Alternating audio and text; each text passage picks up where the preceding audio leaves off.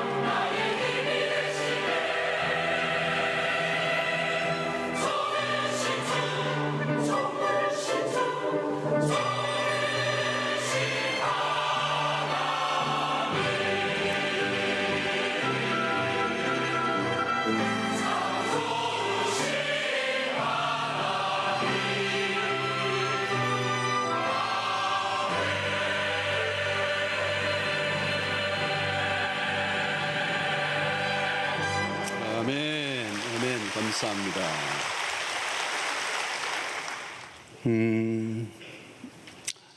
예수님이 말씀을 하실 때는 주로 비유를 들어 말씀을 하셨습니다. 비유. 이 비유의 소재는 주로 주변에 있는 것들. 여기 꽃이 있으면 꽃을 좀 보아라.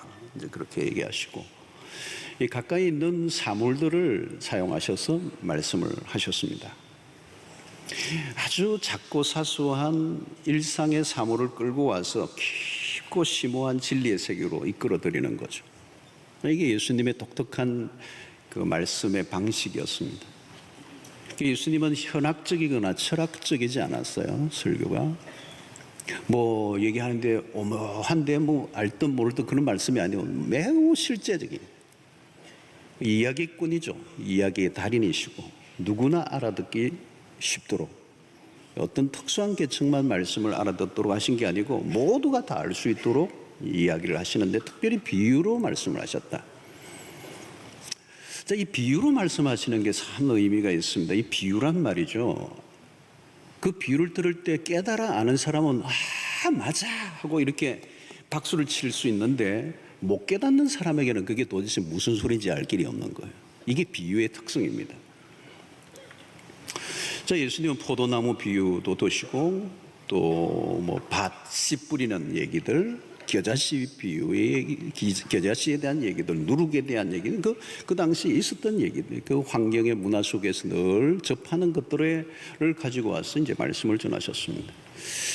자, 문제는 뭐냐면 이 말씀을 받는 청중들의 반응입니다. 오늘 13절을 한번 보겠습니다. 13절을 보면 그러므로 내가 그들에게 비유로 말하는 것은 그들이 보아도 보지 못하며 들어도 듣지 못하며 깨닫지 못합니다. 여러분, 세상에 가장 기가 막힌 게 뭐냐면 보았는데 못 보는 거예요. 보아도 보지 못하며 이거예요. 보면 보이는 게 있어야 되는데 못 보는 거예요. 듣는데 못 들어요. 오늘 여러분 여기에서도 그런 일이 일어날 수도 있습니다. 다 같이 설교를 듣는데 그 사람 못 들어요. 이 설교의 핵심, 그 안에 감춰진 진리가 뭔지를 못 들으면 못 듣는 거거든요.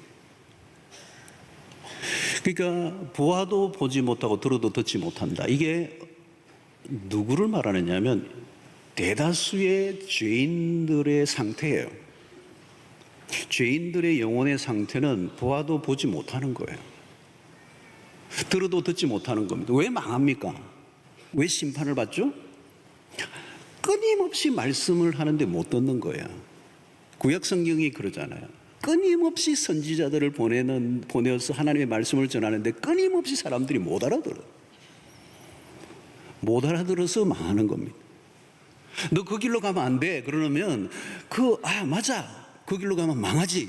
그만둬야지. 이래야 되는데 그게 안 깨달아지는 거예요. 자, 왜 그런가? 15절에 답을 하고 있어요. 이 백성들의 마음이 완악하여졌어. 완악하다는 표현이 있습니다. 그 귀는 듣기에 둔하고 듣기는 듣는데 둔하다는 거예요. 둔해. 눈은 감았으니 이는 눈으로 보고 귀로 듣고 마음으로 깨달아 돌이켜 내가 고침을 받을까 두려워합니다. 이게 악한 겁니다. 내가 그걸 깨달아 돌이킬까 두려워한다는 겁니다. 이게 망할 사람들의 특징이에요. 자, 오늘 여기서 예수님의 지적은 이 백성들의 마음이 완악하여졌다. 이 완악하다는 표현은 뭐냐면 강팍하다는 겁니다. 강팍한 것. 우둔하다는 뜻도 있습니다.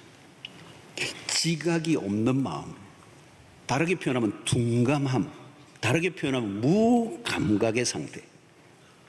감각이 없는 겁니다. 감각이 있어야 되잖아요. 불에 손을 대면 뜨겁다. 이 감각이 있어야 되는데 감각이 없으면 불에 손을 넣는 거잖아요. 그럼 막 고통을 당하는 거예요. 그래서 그런 표현하죠. 바보는 댄 손을 다시 불에 넣는다. 자, 여러분, 너무 둔하여서 영적인 감수성을 완전히 잃어버린 상태를 오늘 여기서 마음이 완악함. 마음이 완악하면 영적인 감수성이 하나도 없어서 내 주변에 무슨 일이 일어나는지 무슨 얘기가 들리는지 들려지지 않는 거예요. 자, 본래 하나님이 창조하신 인간은 어떤 인간인가 하면 보고 보는 정도가 아니고 보지 못해도 믿을 수 있게 하나님이 만드셨어요. 하나님에 대해서 모든 게 열려 있어요.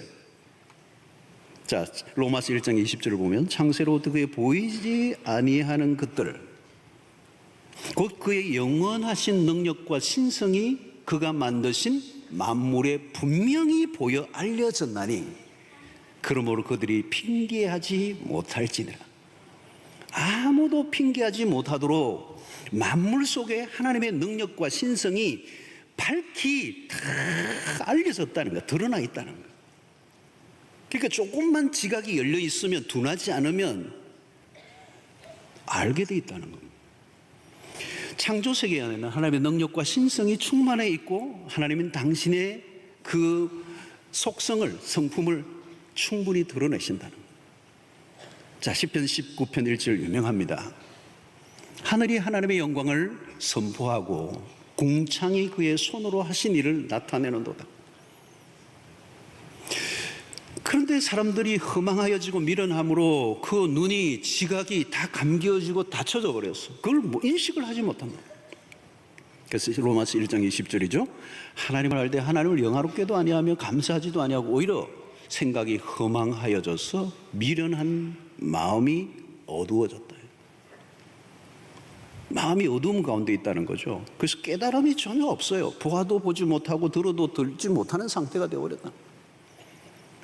여러분, 죄로 인하여 인간의 감각은 제 기능을 하지 못한다. 그래서 가장 큰 결함이 뭐냐? 무감각이라는 거. 센스가 없어졌다. 영적인 센스, 하나님을 알 수 있는 센스가 없어져 버렸다. 어릴 때 여러분 그 개구장이가 장난칠 때 그 개미들 있잖아요. 개미들 그 지느러미를 다 떼버리죠. 남자분들 해보셨잖아요. 그럼 막 헤매. 감각이 이게 그걸로 감각을 가지고 있는데 그게 없어져 버린 거예요. 헤매는 거예요. 방황하는 거예요. 그래서 엉뚱한 데로 떨어져 버려요. 여러분, 하나님이 우리에게 무슨 감각들을 주셨죠? 오감이라는 게 있어요. 오감. 시각이 있고 후각이 있고 청각이 있고 미각이 있고 만지는 촉각이 있죠. 촉각. 오감이라고 그래요. 오감. 이 건강한 상태의 이 오감은 하나님을 경험하는 데 매우 중요한 도구들이에요. 영적 감수성이란 이런 오감들이 건강할 때 주어지는 것입니다. 그런데 타락한 인간은 본래 기능이 다 망가져 버렸어요. 오늘날 여러분, 우리 문화적으로 이 영적 감각이 다 파괴되어 버렸어요. 기능이 없어져 버렸어요. 그냥 육감적이에요. 순간적으로 반응하는 거예요. 요즘 뇌과학자들이 얘기하는 뇌의 기능이 지금 바뀌고 있다는 거예요. 뇌 구조가 바뀌고 있다는 거예요. 옛날에는 이 활자 인쇄 문화로 해서 책을 읽고 시를 읽고 상상을 하고 이런 세계죠. 옛날에는 아이들이 자연에 나가서 우리 어릴 때만 해도 그 가재를 잡고 말이죠. 올챙이를 잡고 나비를 잡고 하늘의 별을 보고 별 하나 나 하나 뭐 이렇게 하고 그랬잖아요. 근데 그게 없어져 버렸어요. 전부 다 콘크리트 바닥이, 전부 다 세멘트. 잔인한 문화가 되었어요. 그리고 아이들이 뭐예요? 전부 다 이제는 핸드폰을 들고 다니는 거예요. 핸드폰. 얼마 전에 식당에 가니까 내 가족이 딱 앉아서 밥 먹고 난 다음에 하는 일이 전부 다 내 가족이 전부 다 핸드폰 들고 있다. 핸드폰 들고 있습니다. 그 옆에는 조그마한 2살짜리 애 정도밖에 안 되는 것 같은데 의자에 앉아가지고 기가 막히더라. 기가 막혀. 영상 문화예요. 뇌 구조가 단순해지는 거예요. 생각을 하지 않아요. 그냥 보는 거죠. 영상 문화에. 게임을 하는 거예요. 게임을 하는 거죠. 그래서 이 뇌를 관찰해 보니까 뇌 구조가 어떻게 돼요? 동물 뇌가 하고 비슷하다는 거예요. 즉각적인 반응하는 것밖에 없는 거예요. 동물 뇌와 비슷하다는 거예요. 육감적인 거예요. 순간적으로 반응하는 동물적 반응 외에 없어져 버려요. 그러니까 우리의 감각이 지금 망가지고 있는 거죠. 도파민이라는 게 있잖아요. 우리의 순간적인 그 만족감, 쾌감을 주는 그 도파민 이런 것들을 너무 많이 계속 분비를 하다 보면 나중에 더 많은 것을 충족시켜 주지 않으면 반응하지 않는. 그런데 그게 점점 망가지는 거예요. 자, 여러분, 우리가 과일을 먹을 때마다 우리의 시각이 반응하죠. 이렇게 이번에도 인도네시아 갔더니 여기에 없는 과일들이 많아요. 색감, 그리고 그 모양새, 그 안에 그 있는 그 향들, 그죠? 시각과 그리고 그것을 쫙 짤 때 거기 들려오는 귀시할 때 들려오는 소리. 그것을 마실 때 아주 그 혀끝을 건드리는 그것을 통하여 좋다. 이런 콜라 마시는 거하고 또 달라요, 여러분. 미각을 통하여. 여러분, 먹는 것은 굉장히 중요한 겁니다. 미각. 예수님도 먹기를 좋아하셨던 거예요. 드시는 걸 좋아하셨어요. 그래서 반대편들에게 무슨 오해를 받았냐. 먹기를 탐하는 자들이다. 이렇게 했어요. 여러분, 먹는 게 나쁜 거예요? 먹는 거 좋은 거예요. 너무 탐하는 그런 문제가 있죠. 여러분, 어떤 사람들 예수님의 공생애를 보면, 예수님의 공생애를 연구해 보면 예수님은 재미없게 사신 분이 아니고 굉장히 재미있게 사신 분이에요. 어떤 영성학가는 갈릴리 바다 해변에서 제자들과 함께 모래장난하는 것을 상상하면서 그린 책이 있어요. 예. 여러분, 예수님의 해악이 있고요, 유머가 있고요. 근엄하고 웃지도 않고 아주 재미없게 사셨을 것 같은 상상을 하는데 그렇지 않아요. 예수님은 굉장히 삶의 일상을 즐기셨던 분이에요. 우리는 금식이 굉장히 영적인 것이라고 생각할 수 있지만 금식은 거룩한 것이고 먹는 것은 세속적으로 생각하는 이분법은 잘못된 거예요. 도리어 금식이 세속적일 수도 있어요. 예수님 시대 바리새인들은 일주일에 2번씩 금식했지만 예수님이 책망했어요. 왜? 그 금식이라는 거룩한 행위를 세속적인 도구로 사용했기 때문에. 중요한 건 외적인 행위가 아니라 그 안에 있는 동기가 중요한 거예요. 바울은 세상의 문화를 부정하지 않았습니다. 무조건 세상의 문화를 거부하고 적대시하려는 태도는 건강하지 않은 모습. 우리의 일상에, 우리의 모든 세상에 모든 우리에게 주어진 것을 향유하고 누리고 그 안에서 축제를 벌이고 기뻐하고 즐거워하는 것은 매우 중요한 거예요. 미국에 아미시 공동체가 있습니다. 일체 문명의 도구를 다 거부하는 거예요. 집단적으로 그들이 살아가는데 짙은 단일색의 옷만 입고 옛날의 삶의 방식을 고수하며 살아가는 사람들. 물론 이 세상의 타락한 문화로부터 자신들을 보호하려고 하는 열심은 필요하지만 세상의 문화와 결별함으로써 세상 속에서 그리스도의 역할, 하나님이 세상 안에서 살게 하시려고 하는 하나님의 의도는 축소시켜버린 거죠.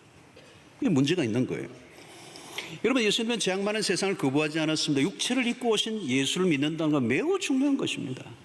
이 영지주의자들은 이걸 부정했죠. 육체를 입고 예수님이 이 죄 많은 인간의 육체를 입고 오셨다, 그걸 부정하는 거예요. 이 기독교 역사의 2000년 역사의 최고의 이단 중의 이단이 영지주의입니다. 여러분, 예수님은 육체를 입고 오셨어요. 그리고 죄 많은 세상 한가운데 오셨어요. 세상에 도피적이거나 세상에 소극적으로 대하지 아니하시고 세상 안으로 적극적으로 들어오셔서 지금 이곳, 여러분, 하나님이 어디를 사랑하신다고? 세상을 사랑하십니다. 세상 속에서 우리의 일상을 어떻게 살아갈 것인가는 매우 중요한 겁니다. 도피적이거나 소극적이나 부정적으로 살아가지 않고 우리에게 허락하신 세상의 한가운데서 그리스도인이 우리의 오감을 가지고 하나님과 어떻게 관련을 맺으며 살아갈 것인가는 매우 중요한 역사입니다. 자, 일상 속에서 우리가 하나님을 만나야 돼요. 여러분, 주님이 설교하실 때 공중에 나는 새를 보라. 마태복음 6장의 산상수훈에서 했죠. 들의 백합화를 보라. 자, 여러분, 본다라고 하는 시각적인 행위, 이게 매우 중요한 겁니다. 보는 행위는 매우 중요해요. 여기는 관찰력이 요구되고요. 주의력을 가지고 바라보면 보이는 건 보이는데 그걸 자세히 보면 거기서 들려오는 게 있어요. 그리고 느껴지는 게 있어요. 느껴지는 게 확 와닿는. 그래서 관찰력을 기르면 우리의 시야에 들어오는 모든 것들 속에서 하나님의 음성, 메시지를 들을 수가 있어요. 하나님의 성경을 통해서만 말씀하시는 것이 아니라 오늘 우리의 자연을 통해서 사건을 통하여 우리의 모든 만남을 통하여 하나님은 말씀하십니다. 그래서 주의력 훈련이 필요해요.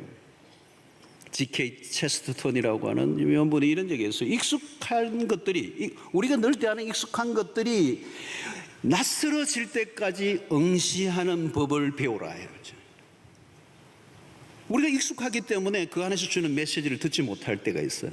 그런데 그 익숙한 것이 낯설어질 때까지 계속 응시하다 보면 거기에서 새로운 메시지가 우리에게 들려오는 거예요. 내 주변의 모든 사건과 환경과 문화와 만남과 어떤 사물을 통하여 우리에게 말씀하시는 거예요. 자, 여러분, 공중에 나는 새를 보라라고 얘기했을 때도 마찬가지입니다. 이 새를 그냥 보라는 게 아니에요. 오, 날아가네, 새네, 그게 아니에요. 참 새네, 그게 아니에요. 새를 유심히 보면요, 새의 그 시력, 그 먹이를 찾아내는 시력, 그리고 그 과일들이 제가 호주에서 늘 경험했던 백야드의 그 나무들이 심겨져 열매들이 맺히는데 아주 그 정확하게 그 열매들이 익었을 때 그 냄새를 맡는 후각. 저도 후각이 발달했는데 저보다 훨씬 더 탁월해요. 요거 한 며칠 있으면 익으면 따먹어야지 그러면 새가 훨씬 더 정확하게 알아요.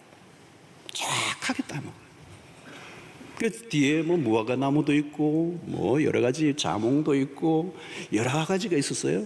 이거 다 따먹어요.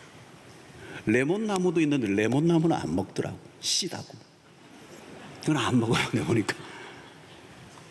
여러분, 제가 전에도 얘기했지만 상모솔새라고 하는 것은 지구촌의 가장 작은 새, 이 어른의 엄지손가락만한 것입니다. 이것이 영하 30도가 넘는 북극에서 살아난다는 것은 이 생물체가, 이만한 생명체가 마이너스 30도 이상 40도 되는 데서 살아갈 수가 없어요. 그런데 이 상모솔새라고 하는 것이 기가 막히게 자신의 생명을 보존할 뿐만 아니라 날씨가 추워질수록 자기 안에 촘촘하게 깃털들과 그 솜털들이 더 자라면서 자기의 몸을 보호하고 끊임없이 먹이를 찾아내는 그 활동을 통하여 자기의 몸에 열기를 내면서 생명을 유지하고 온도를 유지하면서 살아내며 결국은 먹이를 찾아내는, 유충들을 찾아내는 그 기가 막힌 본능, 그 스킬, 그 감각, 그걸 누가 주셨어요? 하나님이 주신 거예요.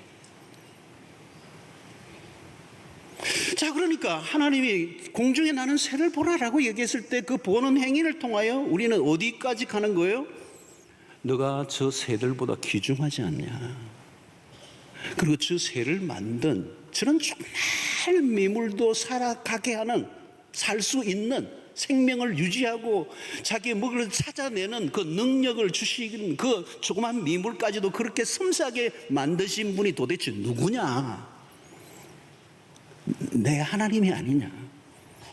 그리고 너는 누구냐? 내가 너의 아버지가 아니냐? 너는 이 새보다 훨씬 더 귀중하지 않냐? 공중에 나는 새를 보라라고 할 때 이 보는 행위를 통하여 우리의 상상력을 자극하시면서 우리를 어디까지 인도하세요? 우리가 어떤 존재인가를 알게 하세요. 여기서 우리는 발전되면 어디까지 가는 거예요? 너가 이 새들보다 귀중하지 않냐? 이 공중에 나는 새를 보라. 너는 이 새와 비교도 안 된다.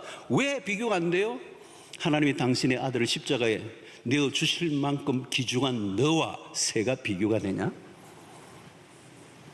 그렇다면 너가 염려하지 말라.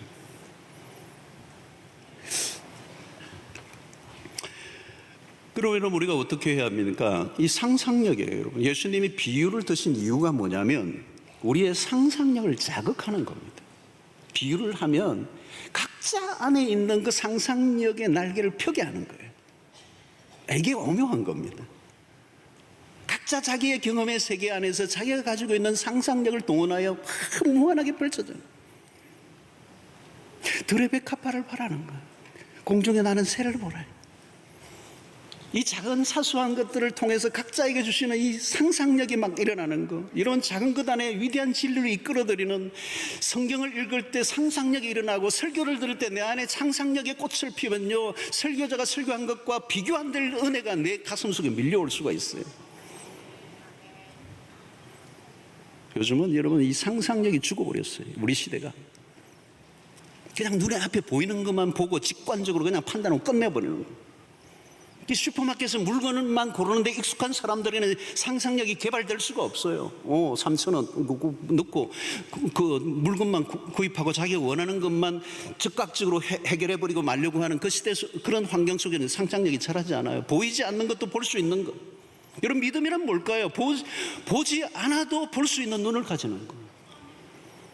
영적 감각이 그런 것입니다. 여러분, 설명하지 않아도요, 깨달음이 와야 돼요. 그게 은혜예요. 감각이 민감해지면 상상력의 자극이 일어나고 그 상상력이 무한한 믿음의 세계를 키워나가는 것입니다. 그런데 이 죄가 상상력을 죽여버렸어요. 우리 시대는 상상력이 소멸되어 버렸습니다. 영적 회복이란 딴 게 아니라 거룩한 상상력을 일으키는 것입니다. 여러분 시편을 보면 다윗에게는 이 상상력이 있어요. 영적 감수성을 통해 영적 상상력이 일어나면서 그가 가지고 있는 영적 상상력이 얼마나 컸기 때문에, 그런 하나님에 대한 상상력이 너무 컸기 때문에 엘라 꼴짝의 골리앗 앞에서도 조금도 기죽지 않고 그 상상력이 그를 압도하는, 하나님을 날마다 대하고 하나님에 대한 상상력이 그를 지배하고 있기 때문에 거대한 자이언트 앞에서도 겁먹지 않고 달려갈 수 있는 용기가 생긴 거예요. 이런 상상력은 우리를 신비의 세계로 이끌어드립니다. 왜 신앙생활을 해도 늘 뻔한 세계에 머물고 있습니까? 상상력이 죽어 있기 때문에, 눈에 보이는 것만 믿는 시대를 살고 있기 때문에 그런 것입니다. 자, 모세의 형 아론이 그런 사람이었죠. 하나님은 보이지 않고, 모세도 시내산에 올라가서 나타나지도 않고, 안 보이니까, 보이는 게 없으니까, 보이지 않아도 믿음의 세계를 통하여 상상하면 하나님의 위대한 역사와 신비의 역사가 지금 진행되고 있는데도 불구하고 아론은 뭐예요? 천박하게 눈에 보이는 것만 믿는 사람이었기 때문에 금송아지를 만들어서 그걸 만들어가지고 그게 하나님이라고 하는 것이죠. 그게 육감적인 삶이에요. 여러분, 우리의 신앙생활이 이런 형식적인 의식만 그냥 루틴하게 하고 종교적인 수로만 그냥 생각 없이 되뇌이는 것으로는 신비의 세계로 나갈 수가 없어요. 그러니까 신앙이 재미가 없는 거예요. 여러분, 신앙의 세계는 경이로운 것입니다. 신앙은 신비에 차 있는 것입니다. 한 10년 믿으면 빤한 종교가 아닙니다, 여러분. 언제든지 경이로움으로 우리의 영혼이 떨리는 경험을 할 수 있습니다. 왜 영적 감각이 살아나야 합니까? 그래야 하나님에 대한 건강한 반응을 하게 되고, 하나님에 대한 건강한 반응을 할 때 우리 영적 감각이 살면 우리의 입에서 그냥 찬양이 터져 나오는 역사가 일어나요. 여러분, 찬양은 부르는 게 아니고 터지는 겁니다. 그게 예배예요, 예배.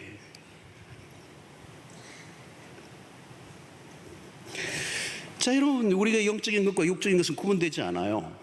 이거는 영적인 것이고 육적인 것이다. 신앙생활은 이거고 일상의 삶은 이거 분리되어 있는 게 아니고 같이 다 함께, 우리가 밥을 먹는 거, 찻집에서 차를 마시는 거, 산책을 하는 거, 꽃을 심는 거, 음악을 듣는 거, 땀을 흘리며 일을 하는 거, 노동을 하는 거, 모든 일상 속에 우리 영적인 감각이 복원되면 우리의 시각과 청각과 후각과 미각과 모든 것들이 하나님에 대해서 반응하면 우리의 일상이 신앙이고요, 신비고 경이로움으로 가득 찰 수 있다는 것입니다. 저는 오래전에 아프리카 열도에서의 선교하던 선교사님의 가정을 만난 기억을 아직도 제 인생에 잊히지 않는 사건 중에 하나예요. 적도의 한가운데 불볕더위, 이거 이상해요. 어마어마한데, 저는 구두를 신고 있는데도 발이 따가워서 서 있을 수 없는 그 땅에 살고 있는 선교사를 보면 위대해 보였어요.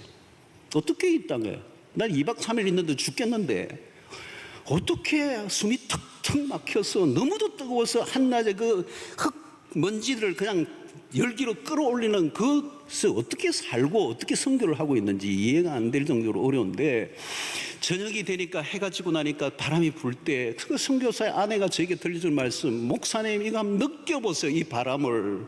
저는 이 바람의 매력에 빠져서 지금 여기에 살고 선교한다고. 느껴보래요. 그건 안 느껴지더라고요. 그냥 미풍이에요. 낮바람보다는 좀 더 시원한. 근데 이 선교사의 아내의 표현은 그예요. 주님의 부드러운 손길같이 느껴진다. 영적 감각이 살아있으니까 바람이 바람으로 느끼는 게 아니고 그 미풍이 주님의 손길같이 느껴져요. 그것이 그를 아프리카로 그 적도에 살게 만드는 힘이, 주님의 임재를 느끼는 거예요. 우리의 오감이 살아나면요, 그것이 오감이 하나님에게 건강한 반응을 일으킨다면요, 놀라운 일이 일어나요. 여러분, 밥을 먹으면서도 우리는 더 많이 먹고자 하는 탐욕이 난이 있음을 알게 되는 민감성이 살아나야 돼요. 오늘 우리는 너무 많이 먹어서 병드는 가는 시대잖아요. 옷장에 널려있는 수많은 옷들 속에서도 옷 투정을 하고 있는 자신의 내면의 소리를 듣는 정각이 살아나야 사치에서 자유로워질 수가 있죠.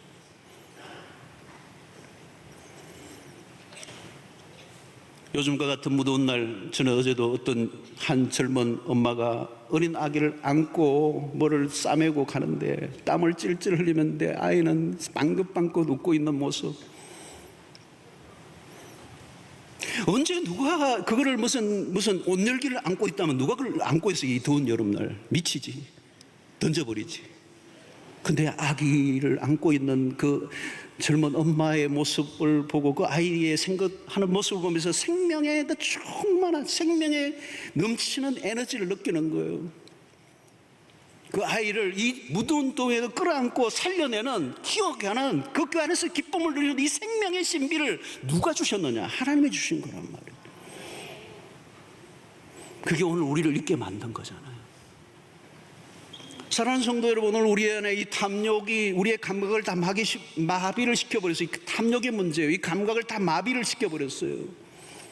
깨닫지 못하게 하는 거죠. 우리는 속도를 그냥 내는 시대에 생산성을 강조하고 결과주의를 만들어내고 성과를 중요하게 여기는 시대에 끊임없이 다른 박질을 치고 우리는 일 하다가 그 일에 스트레스를 받고 그 스트레스를 풀기 위해서 우리는 또 먹고 과식하고 빨리 먹고 그러다가 소화불량에 걸리고 위암에 걸리고 병든 시대를 우리가 살고 있습니다.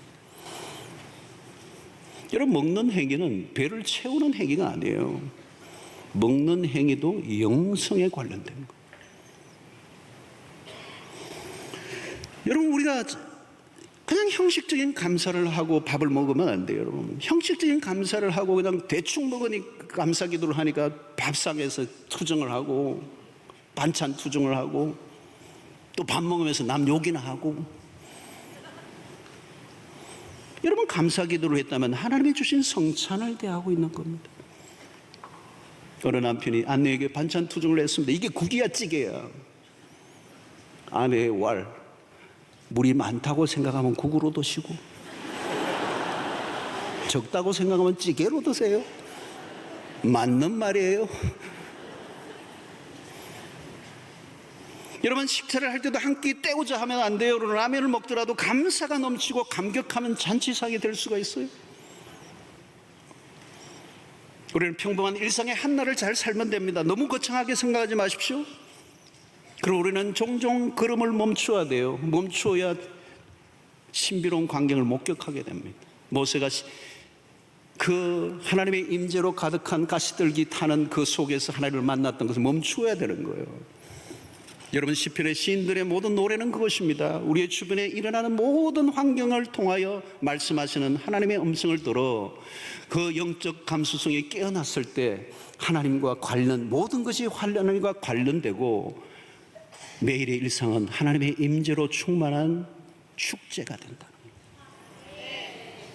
여러분, 하나님의 창조의 세계는 하나님이 우리에게 주신 선물입니다. 작고 사소한 사물들이 경이로운 순간으로 다가오는 거죠. 봄, 여름, 가을, 겨울에 그 시간의 흐름을 통하여 하나님의 일하심을 보고 시간은 그저 흐르는 것이 아니라 하나님을 경험하는 것들. 오늘도 이 꽃들을 저는 보면서 그냥 보지 않아요. 저는 꽃을 유심히 봐요. 길을 걸을 때도 들꽃을 그냥 지나치지 않아요. 봐줘요. 가까이 다가가요. 깊이 들여다보면 그 꽃이 저에게 말을 걸어요. 어떤 데는 사진 찍어줘 그래. 그래서 제가 탁 찍어줘요. 제가 찍으려고 한 게 아니라 찍어달래요. 한번 찍고 나면 다른 각도로 찍어달라고 그래요. 그럼 다른 각도로 찍어줘요. 꽃이 말을 해요. 그리고 꽃을 자세히 들여다보세요. 그 안에 경이로움이 있어요. 하나님의 터치가 있어요. 과일을 그냥 먹지 않아요.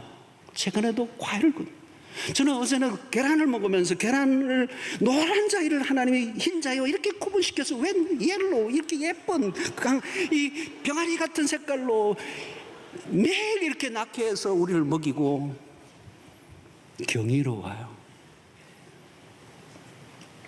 여러분, 신앙생활을 하다 보면 무미건조함이 찾아올 때가 있습니다. 이유는 감각의 기능에 문제가 생겼기 때문에 우리는 너무 여유가 없어요. 속도전에 왜 분주해? 왜 피곤해요? 과도한 욕망 때문에. 용심은 멈추지 못하게 해요. 육신의 정욕, 안목의 정욕, 이성의 자랑, 조절 기능이 없는 거죠. 갈 때까지 가는 거예요.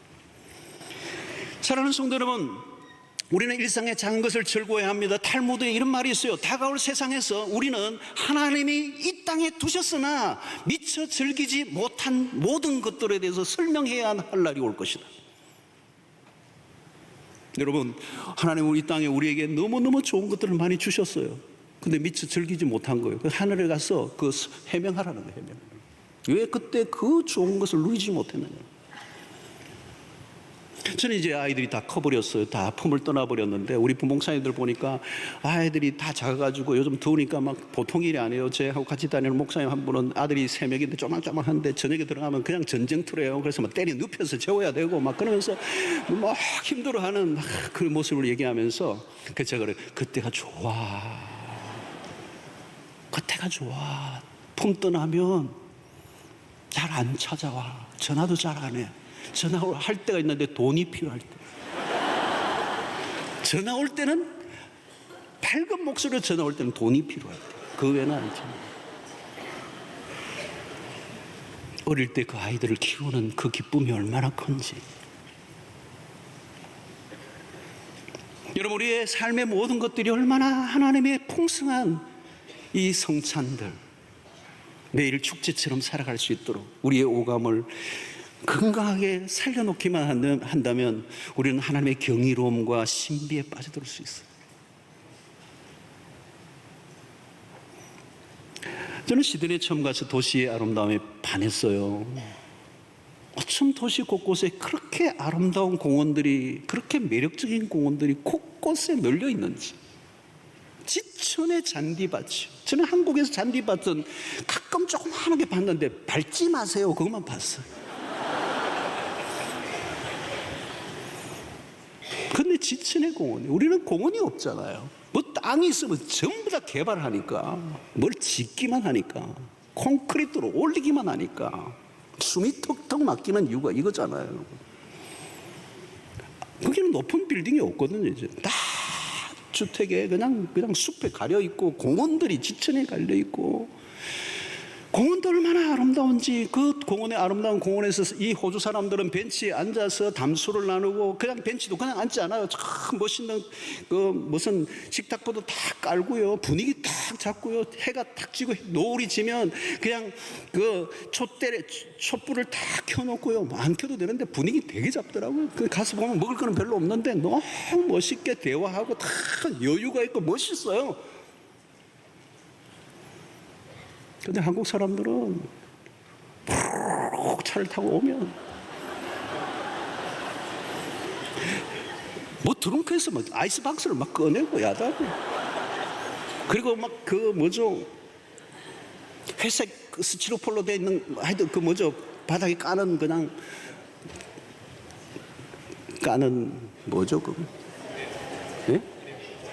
하여튼 막 돗자리 같은 거 막 깔고 상추야 뭐야 막 씻고 고기를 굽고, 말은 없어요. 전부 다 열심히 그냥 굽고 깊은 침묵의 영속 속에 먹고 난 다음에 하는 말이 뭔지 아세요? 집에 가자 그래요. 왔노라 굽노라 먹노라 가노라. 왜 왔냐? 먹기 위해서 왔다. 왜 공원에 가서 구워요? 이 외국 사람들이 보면 참 이상한 사람들이 와가지고 막 굽고 먹고 가니까.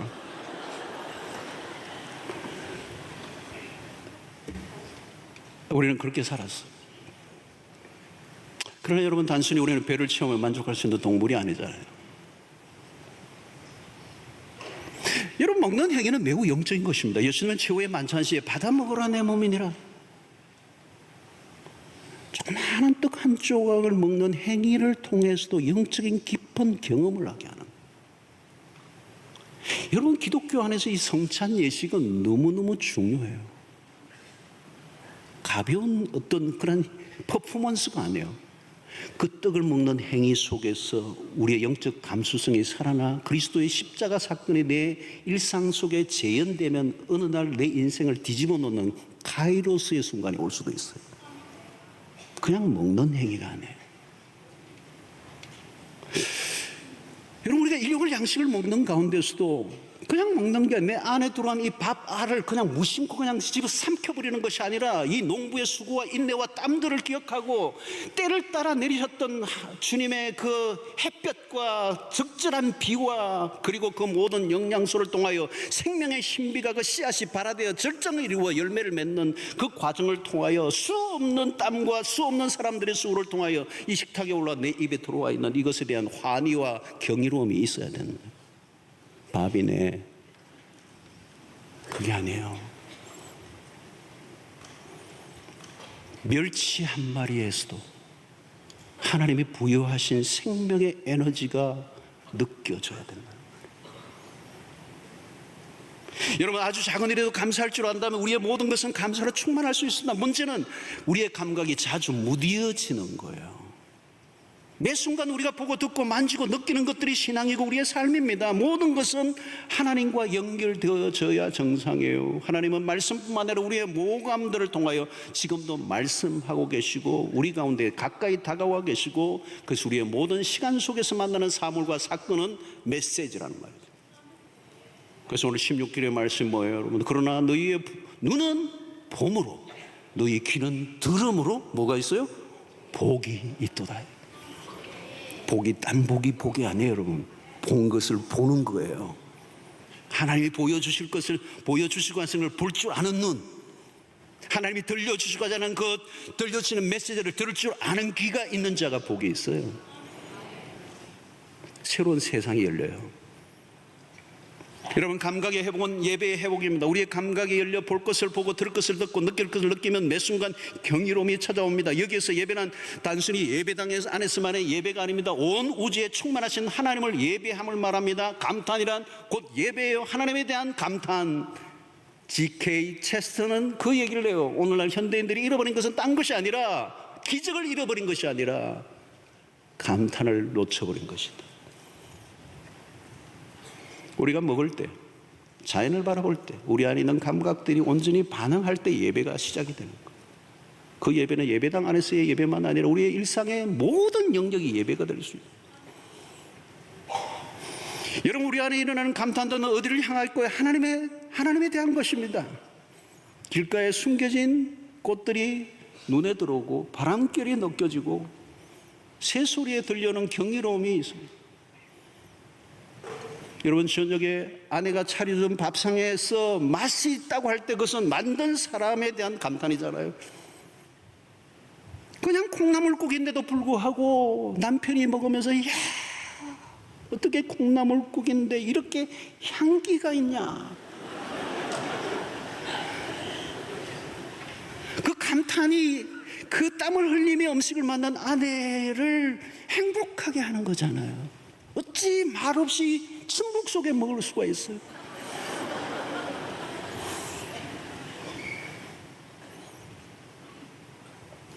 유명한 다이상을 바라볼 때 그 돌을 그렇게 기가 막히게 수려하게 깎아낸 레오나르도 다빈치에 이게 우리는 경탄을 보내는 거잖아요.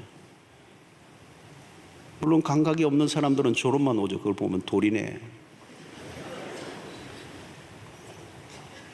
저는 지난번 남미 집회를 마치고 마지막 날 거기 이과수 폭포가 있는 곳이기 때문에 이과수 폭포에 이 브라질 쪽에서 이과수를 보고 또 아르헨티나로 가서 또 보는 맛이 또 달랐어요. 그 거대한 폭포, 미션 영화 미션에 나오는 그 현장. 와, 제가 나이아가라도 보았지만 이과수를 보고 나니까 나이아가라는 저리로 가라. 아무것도 안 해요.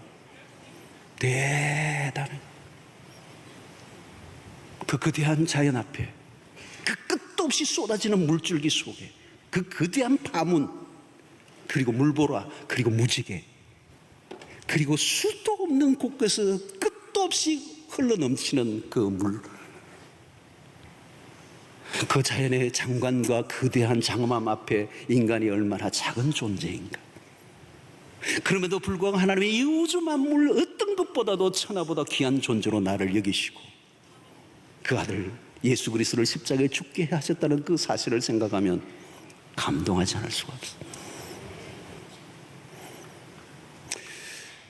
자연은 끊임없이 하나님이 누구이신가를 드러내요. 하나님이 누구이신가를 알면 내가 누구인지 알게 되고, 그 음성이 분명히 나에게 들려오면 시편의 기자들처럼 창조 세계 안에 쓰게 하나님의 그 신비 속에서